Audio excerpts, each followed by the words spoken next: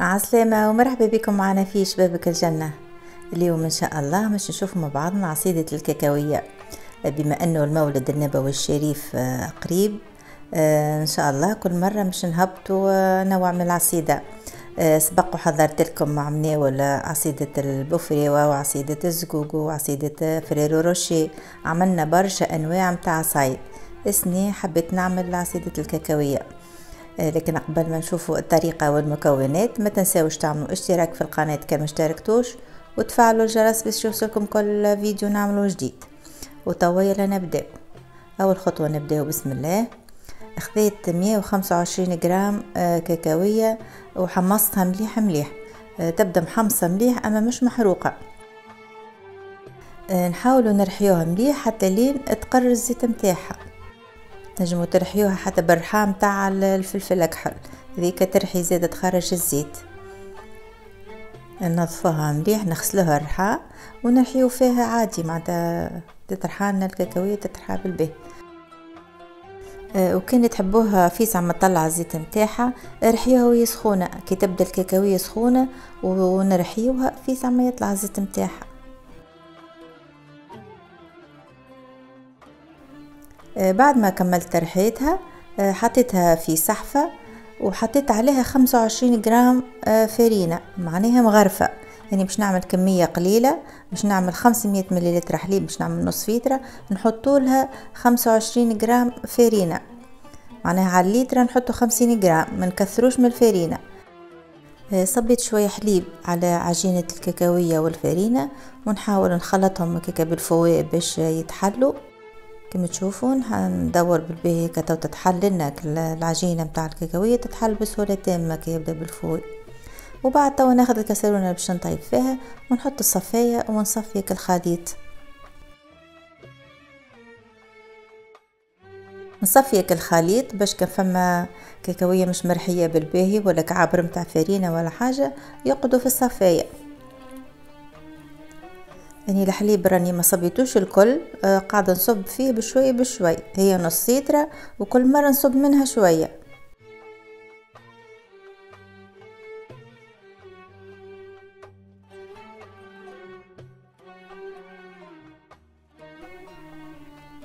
كل مره نصب شويه باش الكاكاويه تهبط بكلها والكعابر يتحلوا.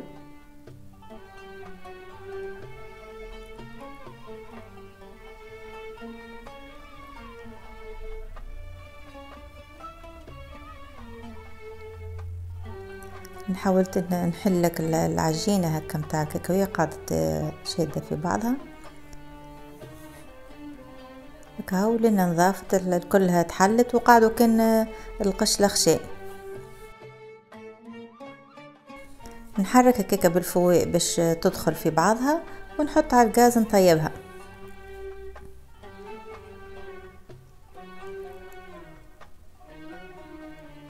نحركها بمغرفه لوح، ما نوقفش على التحريك، نقعد نحرك فيها حتى لين تطيب.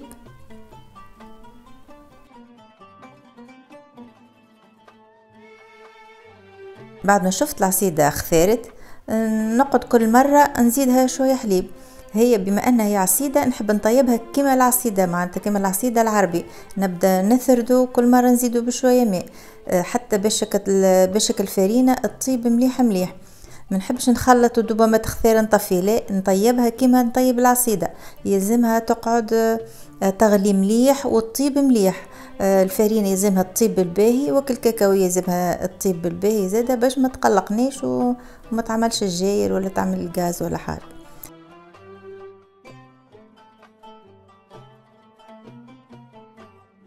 حطيت 50 جرام سكر، زوز مغرفات سكر، وانتم والذوق متاعكم معناتها كان تحبوها احلى شويه زيدوها، ما هي راهي باهي حلاوتها مقبوله.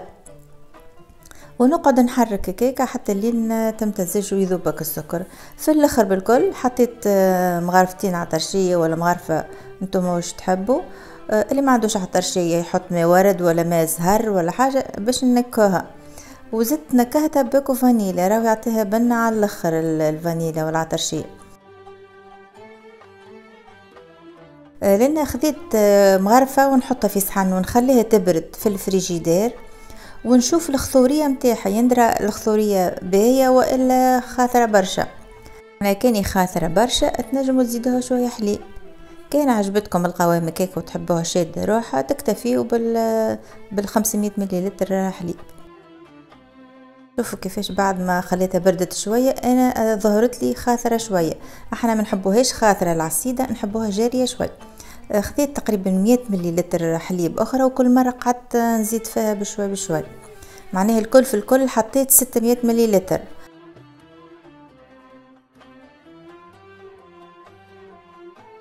اللي يحب خاثرة يكتفي هكا 500 ولا 600، اللي يحبها أجرى تنجموا تزيدوا 100 مليلتر أخرى، خاطر معناتك تبدا العصيدة فوق الغاز تظهر جارية شوية، أما هي راهي كيف تبرد زيدتي بس وتخثر.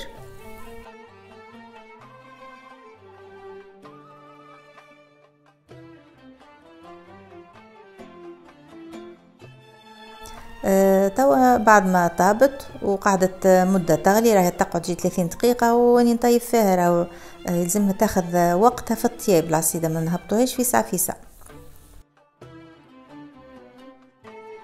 ناخذ الكيسين متاعنا باش نصبوا فيهم، ونصبوها مادام هي سخونة قبل ما تعمل لنا القشرة، ونخليوها تبرد ونمشيو نحضروا الكريمة. تو باش نحضروا الكريمه اللي باش نحطوها من الفوق. خذيت 500 مليلتر حليب، نص لتر حليب، حطيت عليه 30 غرام نشا،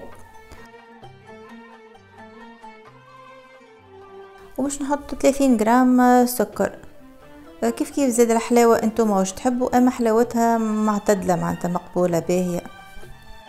كيف نفوحها بباكو فانيليا، والعطرشيه هذيك تو نحطها في الاخر بعد ما تطيب الكريمه. نحطو نغليوها على الغاز، نقعدو نحركو باش ما تكعبرناش حتى لين تطيب. تظهر جارية، اما هي راهي بعد تتماسك وتشد روحها الكريمه، خاصه بالنشا راهي تيبس، ما تعملوهاش يابسه من الاول، ما كانش راهي تجيكم يابسه برشا كيف تبرد. في الاخر بالكل حطيت مغرفه عطرشيه، نحرك هكاك شويه ونطفي.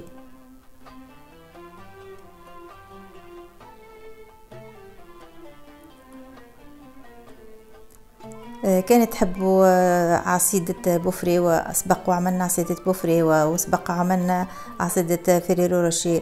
تو نهبط لكم الروابط متاع العصايد متاع اللي عملناهم قبل في صندوق الوصف، ونخليوها تبرد، ما نزينوهاش وهي سخونه، يلزم تبرد الكريمه وتبرد العصيده، وبعد نزينوها كيما تحبوا نتوما.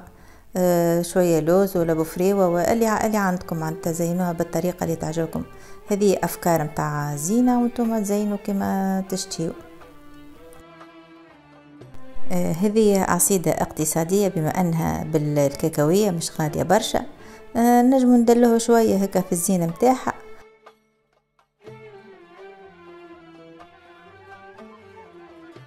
تنجموا زاده ترحيو شويه كاكاويه، ترحيوها كاكا رطبه وتزينوا بها من الفوق، وتبقى الزينه على ذوقكم على كيفكم نتوما.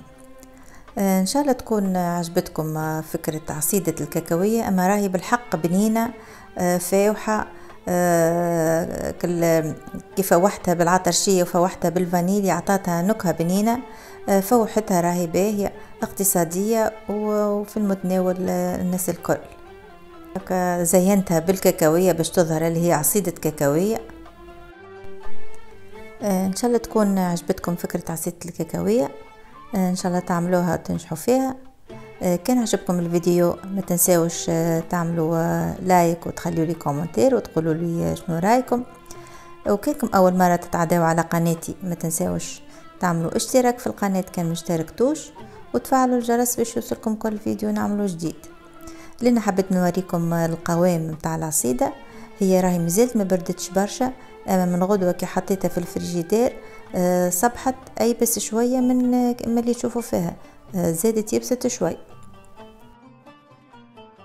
وتوا نقول لكم ان شاء الله مولدكم مبروك بالمسبق، ونتلقاو ان شاء الله في فيديو قادم. الى اللقاء.